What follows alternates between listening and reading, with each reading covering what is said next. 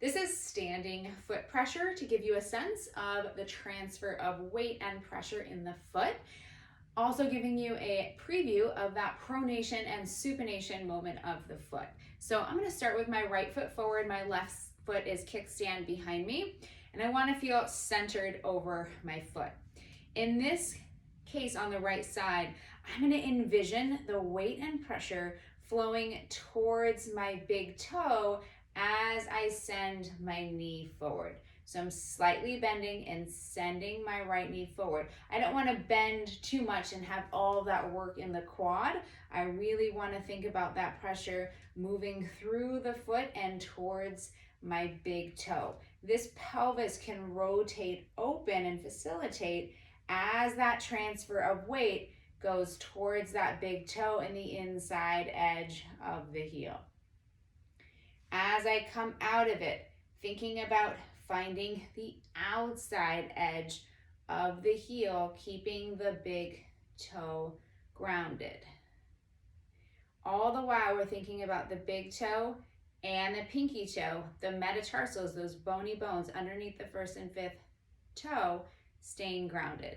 So coming forward, imagine that foot pressure coming towards the inside edge of the heel, pelvis opens. And then as I exhale, I'm kind of coming back and finding that outside edge of the heel. Big toe stays down. So notice how slow I'm working here as I think about finding the inside edge of the heel and going towards the big toe and the pressure, and then outside edge of the heel. You can reach the arm forward, letting the foot pressure come towards the big toe.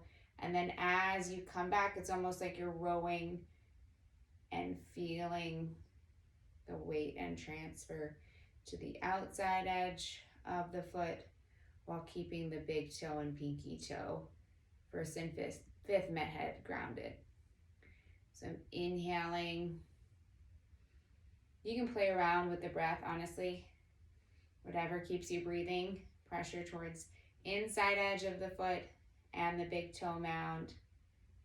And then it's almost like a diagonal as I pull out, finding the outside edge of the heel.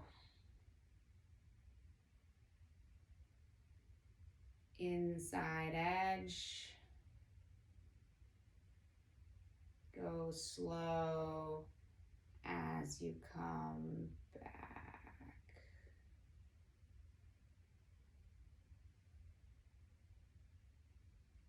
Last time. And we don't want to feel all quad here. So really allow that foot pressure to come forward. Knee stays bent. And then I'm pulling myself back. So that is just movement of the foot pressures. You can go to the left side, you'll probably feel your glute and just that whole lower limb, and kind of, if you walk around, you might even feel just a little bit more connected on that right side or whichever side you started with. So now I'm gonna start on the left side and I'm gonna think about that same thing. So we don't wanna just shove the knee forward. We wanna think actually about just that knee, the heel staying heavy as the knee goes forward. So here I'm finding my pelvis opens to the side if it's helpful, finding that inside edge of the heel and big toe mound. Exhale, finding the outside edge of the heel. This one's harder for me. Just imagine the rowing, it's really helpful. Inside edge of the heel and big toe. There we go. And then outside edge of the heel.